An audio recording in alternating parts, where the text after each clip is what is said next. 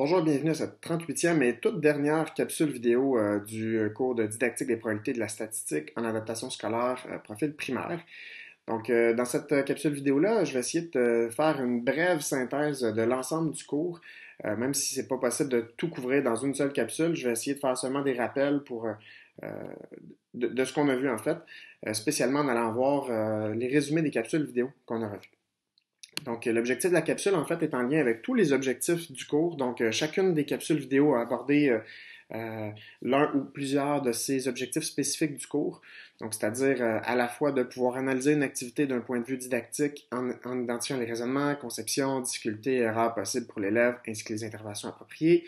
On a eu d'autres capsules qui ont parlé d'établir des liens articulés entre les différents concepts mathématiques élémentaires en probabilité et en statistique pour pouvoir préparer et piloter des situations d'apprentissage stimulantes. D'autres capsules qui parlaient de posséder des notions historiques concernant l'émergence de ce domaine mathématique.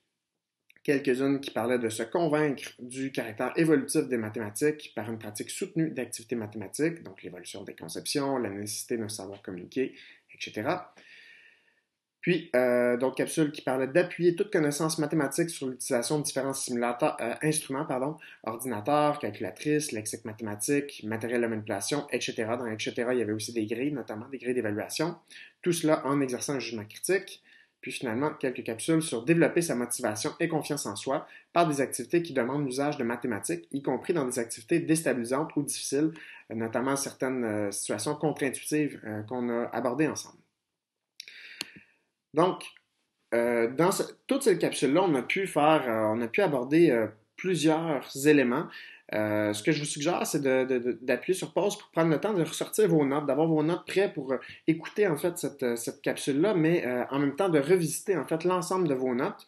Vous pourriez aussi compléter cette révision-là, cette synthèse-là, en consultant les diaporamas aussi des séances de classe virtuelles, qui notamment permettraient de faire un retour sur les lectures qu'on a faites, les lectures des chapitres de livres et des autres ressources aussi qui ont été explorées sur lesquelles on a fait des retours. Donc, c'est ces deux aspects-là dont je viens de parler, les lectures et les autres ressources explorées, j'y reviendrai pas dans cette capsule vidéo-là. J'ai fait le choix de revenir seulement sur les capsules.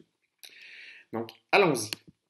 Dans la première capsule, qui était Histoire des probabilités de la statistique, on a pu prendre compte de l'évolution progressive des concepts de hasard, des probabilités et de la statistique. Donc, on a vu que ça va évoluer dans le temps par les mathématiciens. On a pu percevoir qu'il y a des problèmes en apparence simples de probabilité, ont soulevé des difficultés, des conceptions auprès des mathématiciens eux-mêmes. Puis, on a pu distinguer les deux perspectives des probabilités de la statistique, c'est-à-dire la statistique où on observe le passé, on observe et on analyse le passé, qui nous permet après d'interpréter dans le présent pour qu'on soit capable après ça d'inférer le futur dans une perspective plus de probabilité. Donc vraiment le lien entre les statistiques, le passé et les probabilités, le futur. Dans la capsule 2, en lien avec le problème de Montiel, on a pu distinguer les trois approches probabilistes pour la toute première fois du cours, puis vous allez voir si ça revient dans plusieurs capsules. Puis la pertinence de les articuler aussi dans l'apprentissage, ces trois approches-là, donc les approches théoriques, fréquentielles et subjectives. On a pu aussi résoudre ce problème-là assez contre-intuitif à l'aide d'essais réalisés avec du matériel, notamment des cartes à jouer. On a pu faire des essais réalisés aussi avec deux simulateurs qui étaient différents, qu'on a pu comparer. Puis on a pu résoudre le problème aussi avec un raisonnement théorique appuyé sur du matériel aussi.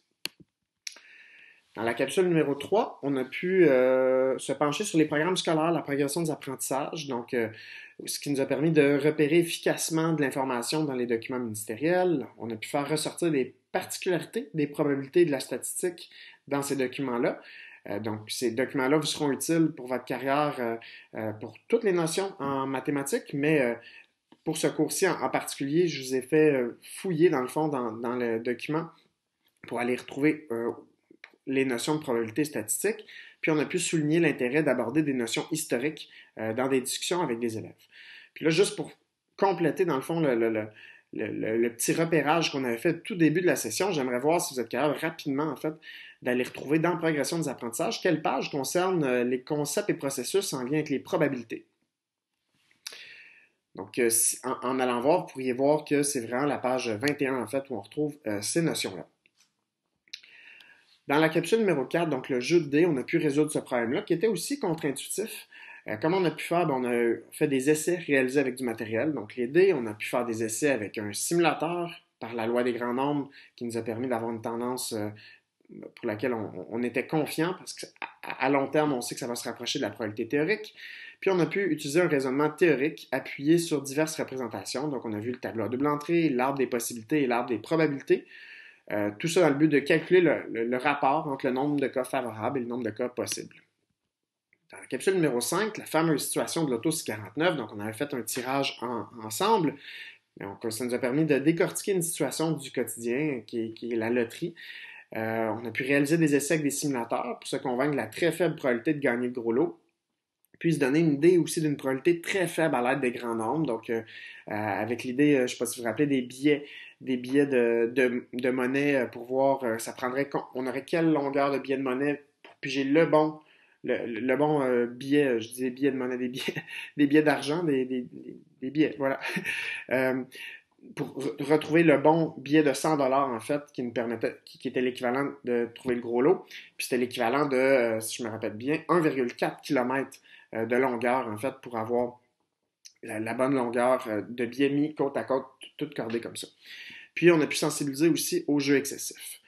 Donc voilà pour la situation de... Ah oui, puis en lien avec les grands nombres aussi, on avait regardé la durée, combien de temps ça prendrait si on testait une combinaison par seconde, par exemple. Donc on a pu faire des parallèles comme ça pour montrer à quel point cette probabilité-là de 1 sur environ 14 millions, comme quoi elle est très, très, très faible. Dans la capsule numéro 6, donc, où on a fait le tout premier retour sur l'évaluation diagnostique là, par la question numéro 1, on a pu revenir sur certains savoirs mathématiques, notamment savoir qu'une probabilité peut s'écrire sous forme de fraction, de nombre décimal ou de pourcentage. Puis on a pu ouvrir sur des discussions à venir là, qui ont suivi dans la session, c'est-à-dire notion de conception, on a parlé d'évaluation, donc ça a permis un petit peu de mettre la table. Puis on a établi une distinction où je suggère toujours d'employer avec rigueur, comme il faut, le mot chiffre et le mot nombre, ne pas confondre les deux. Dans la capsule numéro 7, on a exploré du vocabulaire statistique. Donc, on a pu faire ressortir aussi des sources de biais possibles dans un sondage. Donc, on a parlé notamment d'enquêtes, de sondages, de données, de tableaux. On a parlé de plusieurs... et c'est ça, ce qui découlait d'une enquête, bien, les différentes façons de faire un sondage, entre autres, auprès d'un échantillon en particulier, avec des sources de biais, dans le fond, qui viendraient biaiser nos résultats dans un sondage. Donc, on a vu différents scénarios possibles, voilà. Et on a pu distinguer aussi population et échantillon. Puis, on a suggéré des idées d'enquête à mener aussi avec des élèves, qui ont été complétées aussi par la suite dans certaines autres lectures, notamment le chapitre de Van der Waal que vous avez lu là, en statistique, le chapitre 12 du tome 2. Dans la capsule 8, il y a la question numéro 3 de l'évaluation diagnostique qui nous amenait à réfléchir à ce que signifie une moyenne de 76%. Donc, on a pu souligner l'importance de donner du sens à la moyenne, de rappeler aussi l'effort à déployer pour bien verbaliser. C'est pas simple de bien verbaliser ce que veut dire la moyenne, notamment. Puis de réaliser ça que, puisque c'est pas simple, que le langage de la personne enseignante a une influence importante qui peut être positive ou négative là, sur la compréhension des élèves. Donc, le langage que vous allez utiliser avec les élèves aura des répercussions. Et dans ce sens-là, je vous poserai la même question que je vous avais posée dans l'évaluation diagnostique. Donc, que signifie, selon vous, une moyenne de 76%? Donc, une moyenne de 76%, bien, la moyenne, dans ce cas-là, c'est la valeur que prendraient toutes les notes de la classe, par exemple, si ces notes-là étaient égales entre elles. Et dans ce cas-là, bien, cette valeur-là serait la moyenne. Donc, si on sait que la moyenne de groupe est de 76% et qu'il y a 21 personnes dans vos deux groupes, par exemple, ben, on ne sait pas cette information-là ne nous donne pas de l'information sur chacune des notes prises séparément, mais on peut supposer que chacune d'entre elles pourrait être égale à 76%. On sait qu'il y aura des valeurs qui vont être plus petites, d'autres qui vont être plus grandes. Il pourrait avoir des valeurs égales à 76%, mais il pourrait très bien avoir une distribution dont la moyenne est 76% et avoir aucune donnée égale à 76%. Il pourrait y avoir une donnée nulle qui viendrait faire diminuer la moyenne, justement, qui viendrait la tirer vers le bas. Donc, on a abordé un petit peu ces différents concepts-là en lien avec la moyenne, mais sans savoir ce que serait chacune des notes, on pourrait savoir qu'en tout, en fait, sur les 21 notes qui ont une moyenne de 76%, on pourrait savoir que le total doit donner 21 fois 76%. Et après ça, ben, on pourrait répartir de différentes façons-là ce total-là entre les 21 notes pour que ça donne, dans le fond, vraiment un total de 21 fois 76. Dans la capsule numéro 9, on a continué à travailler sur la situation de la moyenne. Donc, on a pu faire ressortir des interprétations de la moyenne, dont certaines qui référaient plutôt là, à des conceptions, en fait. Donc, de confondre la moyenne avec la médiane ou la moyenne avec le mode, par exemple. Donc, on a abordé plus rapidement médiane et mode qui ne font pas partie, en fait, de la progression des apprentissages au primaire, mais qu'on a abordé parce que la moyenne peut être confondue avec ces deux autres mesures de tendance centrale-là. Donc, ça valait la peine de les aborder pour bien les distinguer. On a pu résoudre trois problèmes qui se ressemblaient un petit peu, mais toujours en donnant un sens à la moyenne. Rappelez-vous, là, c'était les blocs, les différents blocs où on a pu faire une répartition équitable pour un premier raisonnement, puis un autre raisonnement de nivellement, pour vraiment donner du sens à la moyenne, puis qu'est-ce qu'on fait avec ces blocs-là pour les partager, pour que tout le monde ait la même valeur à la fin. Donc, vraiment l'idée d'une moyenne, finalement, comme j'avais dit juste avant. Donc, puis on a pu avoir recours aussi à du matériel concret pour supporter l'apprentissage à l'aide de la manipulation et de la visualisation, comme je disais, avec les blocs. Dans la capsule 10, on a pu rappeler l'effort à déployer pour bien verbaliser, pour donner un sens aux algorithmes. Ça, c'était dans la question numéro 6, l'évaluation diagnostique. Donc, on avait une moyenne à faire, mais avec des nombres décimaux, donc ce qui nous demandait d'additionner des nombres décimaux, de diviser aussi. Donc, on a voulu donner du sens avec le différent positionnement. Donc, vraiment, chacun des chiffres du nombre a un positionnement. Puis c'est important de garder en tête ce positionnement-là. Donc, on a pu mettre l'accent sur la position des chiffres qui forment le nombre lors des opérations de notre système qui est en base 10. Puis, on a pu identifier ce qui est compris et ce qui doit être retravaillé aussi afin de mieux intervenir. Donc, c'est vraiment l'idée que c'est pas juste de dire, ben, c'est une erreur, c'est pas bon, mais essayer de voir quelle est cette erreur-là, qu'est-ce qui a été déployé comme stratégie, puis ce sur quoi on pourrait travailler, en fait. La capsule 11, qui était la mesure de tendance centrale la plus appropriée, ben on a pu montrer les limites de chacune des mesures de tendance centrale prises séparément. Donc, autant la moyenne, le mode et la médiane ont des limites, mais se complètent bien entre elles. On a pu souligner aussi l'importance d'interpréter les données, pas seulement de les calculer. Puis faire ressortir aussi que la moyenne, c'est un concept qui est complexe, qui s'accompagne de divers raisonnements, conceptions, difficultés et erreurs. Donc, on l'a abordé en fait dans différentes capsules, mais on a pu faire ressortir tout ça. Puis l'idée de variables didactiques, donc qu'on peut jouer sur les variables didactiques pour faire qu'une tâche va être plus simple à réaliser ou de rendre la tâche plus complexe, plus difficile selon le différent jeux sur les variables didactiques, notamment d'ajouter une donnée nulle dans le problème, de s'assurer que la moyenne calculée va être un nombre qui va être différent des nombres de la distribution. Ça pourrait être la moyenne serait une donnée aussi non entière. Donc, on a vu différentes façons de jouer sur les variables didactiques pour que ça soit plus complexe, dans l'idée d'avoir une progression qui serait plus adéquate pour les élèves. Dans la capsule numéro 12, on a parlé de diagrammes statistiques. Donc, on a pu construire les diagrammes non conventionnels à l'aide de matériel concret. On a pu distinguer aussi les types de données et les types de diagrammes statistiques pour le primaire. On a fait ressortir les avantages en lien avec les diagrammes statistiques, puis aussi des difficultés que les élèves pourraient avoir. Puis on a pu présenter des idées de situation qui peuvent être travaillées avec des élèves du primaire. Dans la capsule 13, donc on a abordé la question numéro 2 de l'évaluation diagnostique, qui était la situation d'Amélie et Benoît, qui revient dans votre entretien final d'ailleurs, qui lance des pièces de monnaie, puis qui se fie dans le fond sur les résultats précédents. Donc on a pu prendre compte de la complexité de réaliser une bonne intervention pour faire avancer l'élève. Donc, pas seulement lui dire quoi faire, mais vraiment de le questionner, de l'amener à avancer, de prévoir des questions de relance. Donc, on a énuméré dans ce sens-là diverses possibilités d'intervention qui étaient précises, réfléchies. Donc, vraiment dans l'idée d'avoir un coffre à outils bien garni, puis de ne pas seulement avoir une idée d'intervention, mais plusieurs qui peuvent s'enchaîner. Si le plan A ne fonctionne pas, on a un plan B, plan C, etc. Puis vraiment l'idée, on va travailler le concept mathématique de diverses façons. Puis, on a pu compléter, dans le fond, en lien avec formaliser en fait qu'est-ce qu'une analyse didactique d'une tâche, donc, et une analyse conceptuelle aussi, donc l'analyse didactique d'une tâche en lien avec de faire ressortir les différents raisonnements de cette tâche-là, mais les différentes erreurs, différentes conceptions, les difficultés des élèves, puis une analyse conceptuelle qui serait plus en lien avec un concept lui-même. Voilà. Dans la capsule là, numéro 14, qui était la question numéro 4 de l'évaluation diagnostique, je vous demandais de faire ressortir les difficultés en probabilité statistique. On a pu voir que c'était pas simple d'anticiper les difficultés précises en probabilité et en statistique, mais c'est essentiel pour parvenir à intervenir efficacement. Je suis convaincu que maintenant, à ce jour, vous êtes beaucoup plus outillés que vous l'étiez au début de la session par rapport à cette question-là. Ce qui serait le cas, en fait, aussi pour chacune des questions de l'évaluation diagnostique. Si je la faisais passer aujourd'hui, je pense que ce serait beaucoup plus facile pour vous et beaucoup plus riche, en fait, ce que vous pourriez donner comme réponse par rapport à ces 7 questions-là de l'évaluation diagnostique.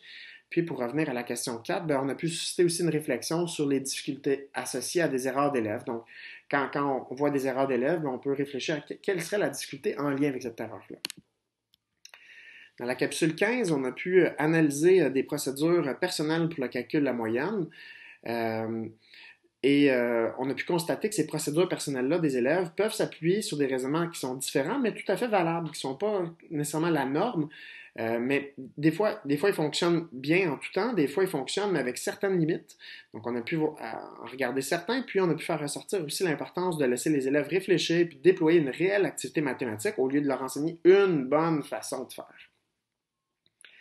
Ce qui rejoint aussi le chapitre de Chernoff là, sur l'espace échantillonnal, de les laisser en fait avoir considéré des espaces échantillonnaux différents plutôt que l'espace échantillonnal, comme quoi il y en a un seul. Dans la capsule numéro 16, on a parlé de calcul de probabilité en lien avec 4 questions. Donc ici, c'était la première question. On a pu dénombrer les cas favorables, les cas possibles à l'aide du tableau à double entrée, puis de diagrammes en arbre, dans une situation simple. Puis on a pu faire ressortir les possibilités d'utilisation de matériel de manipulation, typique et atypique, pour varier les situations. Et là, je vous demanderai là, lequel des matériels qui s'affichent à l'écran n'est pas considéré comme du matériel atypique. Donc, effectivement, ça serait la pièce de monnaie qui n'est pas considérée comme du matériel atypique. Donc, on a vu après, dans la capsule 17, justement, le matériel atypique. On a vu notamment les bouteilles probabilistes, gobelets, mais il y en a plein d'autres. Le pince-feuille, il y en a plusieurs autres qui s'ajoutent. Les rondelles qu'on a vu par la suite aussi. Donc, on a pu expérimenter et analyser des situations qui ont recours à du matériel atypique. On a pu souligner l'importance de réaliser un grand nombre d'essais dans les mêmes conditions pour que les fréquences observées permettent d'inférer avec confiance la probabilité théorique. C'était notamment le cas pour le lancer du gobelet avec le tableur collaboratif là, qui permettait de mettre les résultats de beaucoup de personnes ensemble. Puis on a pu faire ressortir l'apport des simulateurs en complément à la réalisation d'essais avec du matériel. Dans la capsule 18, on a continué avec le calcul des probabilités. Donc, dans la question 2, on a représenté les cas possibles à l'aide d'un arbre, des possibilités, puis aussi d'un réseau. Puis, on a pu faire ressortir quelques raisonnements, difficultés, erreurs en lien avec le diagramme en arbre. Dans la capsule 19, on a regardé des tâches issues de ressources didactiques. Donc, on a pu prendre connaissance de quelques ressources didactiques existantes et de ce qu'elles contiennent. Sans faire un tour exhaustif, on en a vu quelques-unes. Puis, on a fait ressortir l'importance d'analyser une tâche pour faire ressortir ses apports, ses limites et des adaptations possibles. Avec l'idée de Dan Meyer, avec le thermostat, pour que ça pue moins les maths, pour faire et de laisser l'élève, dans le fond, être plus engagé, en fait, et pas seulement suivre une procédure établie, mais de le laisser réfléchir, se poser des questions, réfléchir aux données pour lesquelles on a besoin pour résoudre le problème.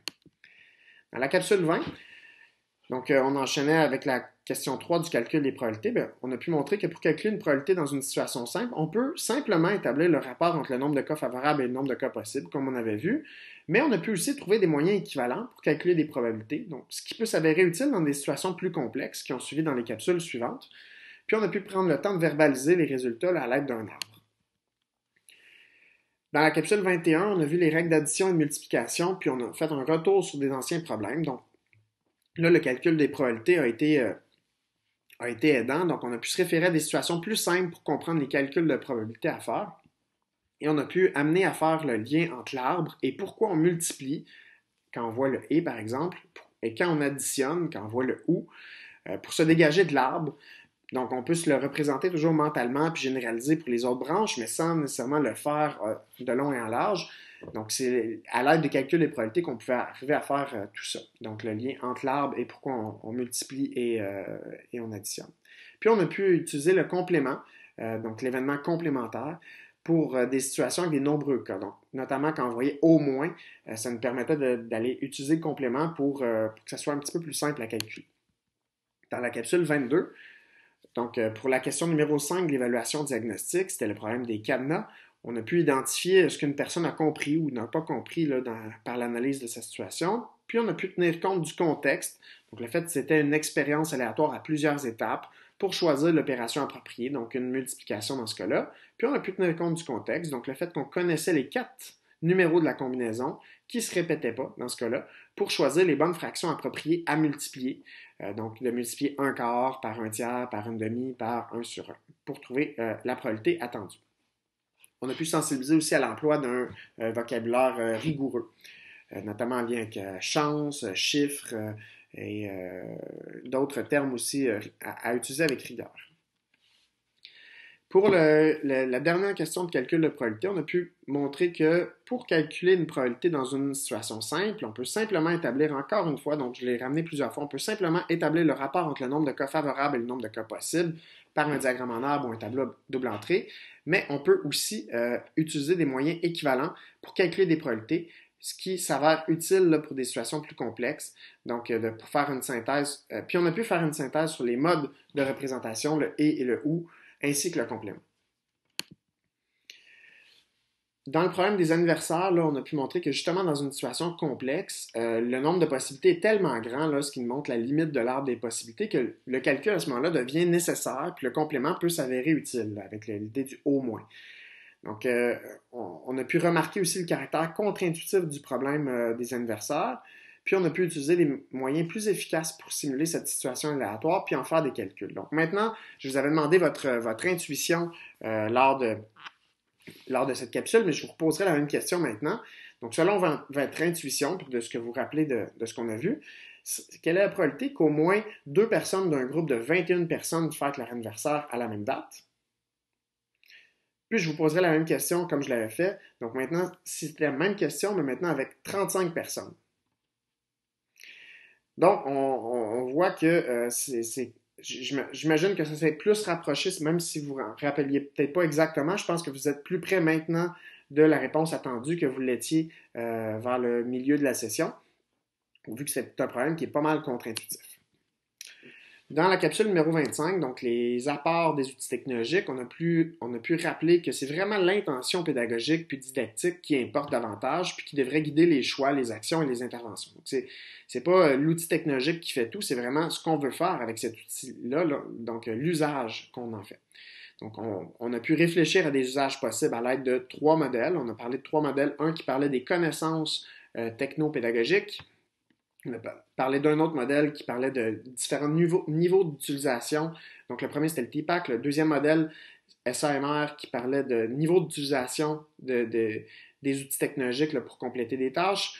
Puis, un troisième modèle qui était en lien avec le niveau d'appropriation, là, tranquillement, comment on s'approprie les outils technologiques. On a pu aussi analyser les apports d'un simulateur et d'Excel, puis dresser un bilan de nos explorations à ce jour. Là, où on en a vu plusieurs, puis d'autres qui se sont ajoutés aussi dans les semaines qui ont suivi. Dans la capsule 26, on a parlé de pensée statistique et des idées de situation pour la mobiliser. Donc, on a pu définir ou au moins circonscrire la pensée statistique, rappeler l'importance d'exercer un jugement critique en statistique, et on a pu soulever quelques idées pour mobiliser la pensée statistique avec des élèves du primaire. Puis à peu près dans la même idée, on a fait la même chose, mais pour la pensée probabiliste. Encore une fois, pour définir ou au moins circonscrire la pensée probabiliste avec des modèles, soulever quelques idées pour mobiliser la pensée probabiliste avec des élèves du primaire. Puis, on a regardé aussi plus en détail une séquence d'activités qui a recours aux approches fréquentielles et théoriques et qu'on aurait pu modifier aussi, comme je le suggérais, pour ajouter aussi l'approche subjective. Dans la capsule 28, la situation des rondelles nous a permis de vivre et d'analyser la situation contre-intuitive des rondelles. On a pu articuler les 3 approches probabilistes et faire ressortir les rôles d'un simulateur. Et là, je vous demanderai justement en lien avec les rôles d'un simulateur, lequel des rôles suivants qui s'affichent à l'écran n'est pas un rôle potentiel du simulateur. Donc, effectivement, ce sont 3 rôles en fait qui sont des rôles potentiels du simulateur. Autant on peut jouer de façon dynamique, on peut générer un grand nombre de résultats par la loi des grands nombres et on peut illustrer les résultats à l'aide de diverses représentations. Et il y a d'autres rôles aussi qu'on avait vus. Dans la capsule 29, on a pu consolider le calcul des probabilités pour être sûr que c'était très clair, consolider que pour calculer une probabilité dans une situation simple, on peut seulement établir on peut simplement établir le rapport entre le nombre de cas favorables et le nombre de cas possibles, autant dans un tableau à double entrée ou un diagramme en arbre, ça peut nous aider à faire ressortir tous ces cas-là, mais on pourrait simplement aussi les énumérer, faire une liste, puis aller ressortir ceux qui sont favorables et faire le rapport par rapport à ceux qui sont possibles. Donc, tout ce qu'on a vu précédemment sur le calcul des probabilités, vraiment avec les et, les ou, c'est possible de le faire, c'est des outils pour vous, mais ce qu'il faut retenir pour les élèves, dans le fond, c'est de leur faire calculer ce rapport-là entre le nombre de cas favorables et le nombre de cas possibles. Dans la capsule 30, en lien avec les conceptions probabilistes, on a pu faire ressortir le caractère contre-intuitif de plusieurs situations aléatoires, puis reconnaître que notre intuition nous joue parfois des tours. Donc, certaines conceptions, en fait, qu'on retrouvait le même chez des adultes, dans votre cas, à plusieurs reprises, ce qui est normal, puis on a pu suggérer quelques facteurs d'ébranlement des conceptions. Pour la 7e et dernière question de l'évaluation diagnostique, il y avait un problème avec une moyenne. On recherchait une moyenne qui était une moyenne un peu pondérée, si on veut, où il y avait différentes notes avec une moyenne donnée, puis on cherchait quelle est la note manquante, en fait, pour avoir une moyenne qui serait plus élevée. Donc, on a pu analyser différentes façons qui étaient tout à fait valables là, de résoudre un même problème. Donc, il y avait un raisonnement par essai-erreur, un raisonnement par la donnée qui manque pour avoir cette nouvelle moyenne-là, trouver une valeur intermédiaire, puis essayer d'équilibrer pour trouver la moyenne. Puis, ça nous a permis aussi d'établir la distinction entre une fraction au sens rapport, où on peut très bien additionner numérateur et dénominateur, puis une fraction au sens partie d'un tout, où on ne fait pas ça du tout, il faut vraiment passer par le dénominateur commun. Pour la 32e capsule vidéo, on a parlé d'analyse d'erreurs et intervention en lien avec la moyenne. Donc, encore une fois, on est revenu sur la moyenne pour analyser des réponses d'élèves, pour tenter de comprendre leur raisonnement erroné. Puis, on a pu réaliser qu'une erreur indique souvent un raisonnement partiel ainsi qu'une difficulté conception. Donc, l'idée que c'est vraiment pas juste l'erreur, c'est mauvais, c'est de partir de l'erreur pour comprendre ce qu'a pensé l'élève, puis bâtir à partir de ça. Puis, on a pu choisir une intervention qui est spécifique à cette erreur-là, justement, selon ce qu'on comprend de la difficulté de l'élève. Dans la 33e capsule vidéo, on a parlé de repères théoriques pour évaluer les apprentissages en mathématiques au primaire. Donc, on a pu nous familiariser avec les compétences à évaluer en mathématiques à l'aide de critères qualitatifs. On a vu différentes grilles, donc on a pu envisager l'opérationnalisation de l'évaluation à l'aide de grilles qui serait générale et qu'on va pouvoir personnaliser pour chaque situation, pour des critères qualitatifs ou quantitatifs. Donc, c'est vraiment l'idée d'avoir des éléments observables qui vont nous permettre de nous situer où se situe l'élève, en fait, selon les critères dans la grille. Dans la 34e capsule vidéo, on a parlé d'évaluation de 3 solutions d'élèves de 5e année. Donc, on a mis en application les repères théoriques de la capsule précédente. Puis, vous avez pu réaliser que c'est pas simple d'évaluer une situation problème. Il faut opérationnaliser une grille générale en grille spécifique. On a pu faire ressortir les différences dans le jugement qu'on porte.